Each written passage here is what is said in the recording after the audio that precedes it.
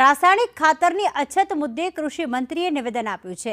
આ ખાતર મુદ્દે કૃષિ મંત્રી રાઘવજી પટેલે ફરીથી નિવેદન આપ્યું છે કે રાસાયણિક ખાતરથી રોગોનું પ્રમાણ વધ્યું છે। લોકો પ્રાકૃતિક ખેતી તરફ વળે તે માટે પ્રયત્ન કરવામાં આવી રહ્યા છે। આવનાર પેઢીને બચાવવા પ્રાકૃતિક ખેતી અપનાવીએ, સિઝન પ્રમાણે ટેકાના ભાવો નક્કી કરી દેવાયા છે તેવું પણ રાઘવજી પટેલે નિવેદન આપ્યું।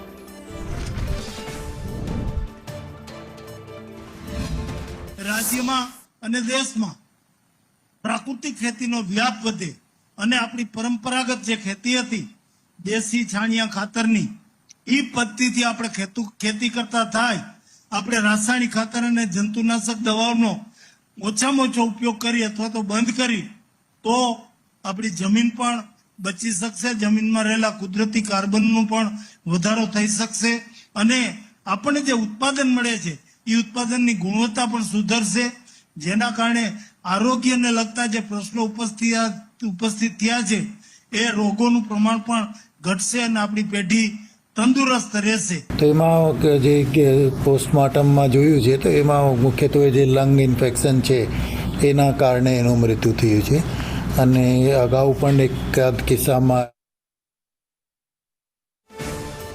તો ખાસ કૃષિ મંત્રી રાઘવજી પટેલે તે નિવેદન આપ્યું છે કે રાસાયણિક ખાતરના કારણે રોગોનું પ્રમાણ વધી ગયું છે, જેના કારણે હવે ખેડૂતોએ પ્રાકૃતિક ખેતી તરફ વળવું જોઈએ। પણ સૌથી મોટી વાત એ છે કે 4 દિવસ પહેલા રાઘવજી પટેલ એવું કહે છે કે ખાતરની કોઈ અછત નહીં, બીજી તરફ ખાતરના ધાંધિયા છે અને આની વચ્ચે આ પ્રકારનું નિવેદન કે પ્રાકૃતિક ખેતી તરફ વળો, જ્યારે ખેતીનો સર સામાન કે જે ખાતરને બધું મળવું જોઈએ એ જ ખેડૂતોને સમયસર નથી મળતું, તો પછી પ્રાકૃતિક ખેતી તરફ વળીને ખેડૂત આખરે કઈ રીતે પ્રગતિ કરી શકશે?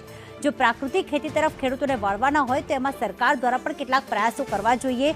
એમને પ્રાકૃતિક ખાતર છે કે અન્ય જે પણ પ્રકારની એમને જરૂર હોય તેની મદદ કરવી જોઈએ અને આ તરફ જ્યારે ખાતરની અછત છે, એક તરફ વધુ વરસાદના કારણે ઘણા બધા પાક નિષ્ફળ ગયા છે અને બીજી તરફ બીજા પાક લેવા માટે ખેડૂતો 10-10 દિવસ સુધી લાઈનોમાં ઊભા રહે છે અને બીજી તરફ ખેડૂતોને ખાતર મળતું નથી ને અહીંયા કૃષિ મંત્રી વાત કરી રહ્યા છે પ્રાકૃતિક ખેતીની।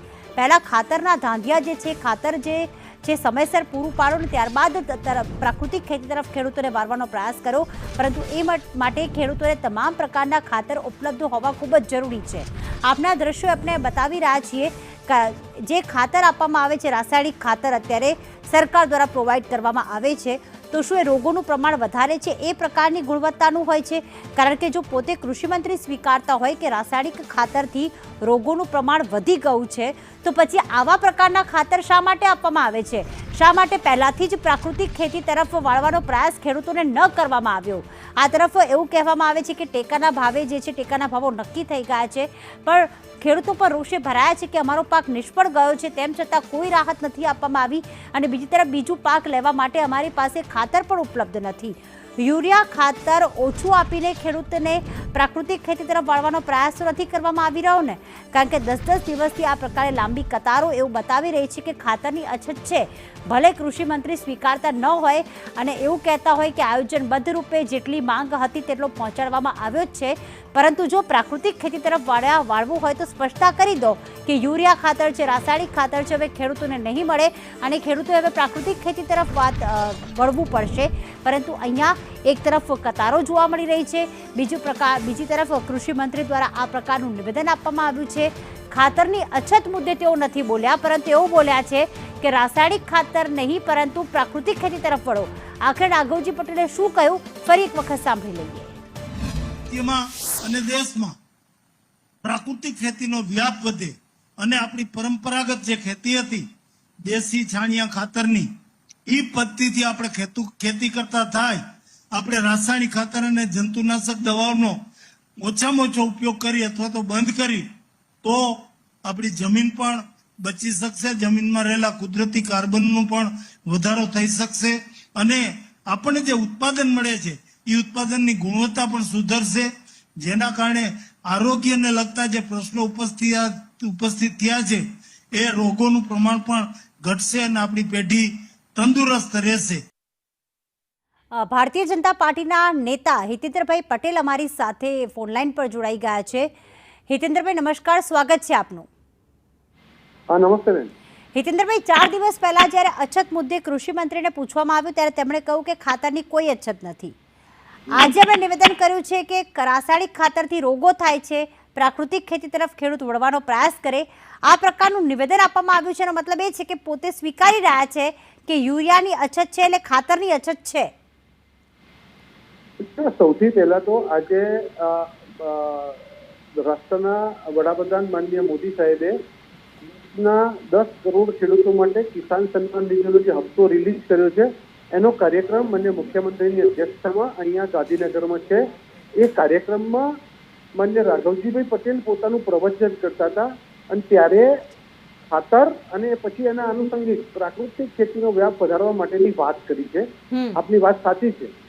એટલે આજે માન્ય વડાપ્રધાનશ્રીને અભિનંદન પાઠવું છું કે આ ખરા સમયે ખેડૂતોના ખાતામાં આ 2000નો હપ્તો એને આપ્યો છે.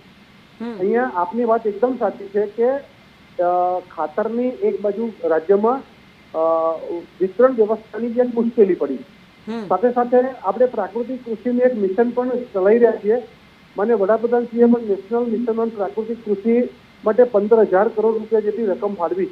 આપણા મહામહિમ રાજ્યપાલ માન્ય આચાર્ય દેવવ્રતજી ગુજરાતમાં ખૂબ સારું કામ અભિયાનના સ્વરૂપમાં કરી રહ્યા છે અને સમગ્ર દેશમાં ગુજરાતમાં કામ સારું થઈ રહ્યું છે. એટલે માન્ય રાઘવજીભાઈએ આ વાતને આગળ વધારતા ખેડૂતોને ખાતરની વાત કરી, પણ એના સાથે સાથે આવનારા દિવસોમાં આ ખાતરથી ખેતીને જે નુકસાન થાય છે તો માનવ જીવનને પણ થાય છે. અને પણ એમાં હિતેન્દ્રભાઈ સ્પષ્ટતા નથી કરી. 4 દિવસ પહેલા એવું નિવેદન ખાતરની કોઈ અછત નથી, આજે એવું નિવેદન કે પ્રાકૃતિક ખેતી તરફ વળો. તો સ્પષ્ટતા કરો ને, ખેડૂતોને તમે સ્પષ્ટ કહો કે રાસાયણિક ખાતર હવે નહીં મળે અને તમારે પ્રાકૃતિક ખેતી જ કરવી પડશે. એના માટે જે પણ સામાન હશે કે જે પ્રકારનું પ્રાકૃતિક ખાતર હશે એ ખેડૂતોને પૂરું પાડવામાં આવશે. સ્પષ્ટતા કરો ને સીધી રીતે આપ. નહીં, આપની વાત સાચી છે. અહીંયા માન્ય રાઘવજીભાઈએ બાઇટ નથી આપી, એમણે પ્રવચન છે, એના પ્રવચનના અંશો છે. એટલે અત્યારે વર્તમાનમાં છેલ્લા 10 દિવસથી રાજ્યમાં અંતરિયાળ વિસ્તારમાં ખેડૂતોને ખાતરની મુશ્કેલી પડે છે, હકીકત છે. અને રાજ્યના કૃષિ વિભાગના અધિકારીઓ આપ જાણો છો એ પ્રમાણે કેન્દ્ર સરકારે આટલા આંતરરાષ્ટ્રીય મુશ્કેલી ભાવોની પણ અને દરિયાઈ માર્ગો જે અટક્યા છે એના કારણે લાંબા અંતરથી લાવવું પડે છે, એના કારણે પણ ભાવોમાં ખૂબ વધારો થયો. તેમ છતાં કેન્દ્ર સરકારે રાજ્યોને પાછલા વર્ષના વપરાશના પ્રમાણમાં પૂરતો જથ્થો આપ્યો છે. રાજ્યમાં પણ આજે પૂરતો જથ્થો છે, પણ તેમ છતાં વિતરણ વ્યવસ્થામાં કેટલાક લોકોએ આળસ કરી છે અથવા કેટલાક લોકોએ ઈરાદાપૂર્વક ગેરરીતિ કરી છે, કેટલાક લોકોએ વાલા જવલાની નીતિ કરી છે અને એના કારણે અમુક વિસ્તારમાં અંતરિયાળ વિસ્તારમાં ખાતર નથી, એ હકીકત છે. અને એટલે રાજ્યના કૃષિ વિભાગના અધિકારીઓએ આ વ્યવસ્થા દુરસ્ત કરવા માટેનો પ્રયત્ન કર્યો છે. આ એક હકીકત બાબત છે. પણ સાથે સાથે એ પણ કહીએ છીએ કે બિલકુલ હિતેન્દ્રભાઈ, આભાર તમામ આપની પ્રતિક્રિયા આપવા માટે.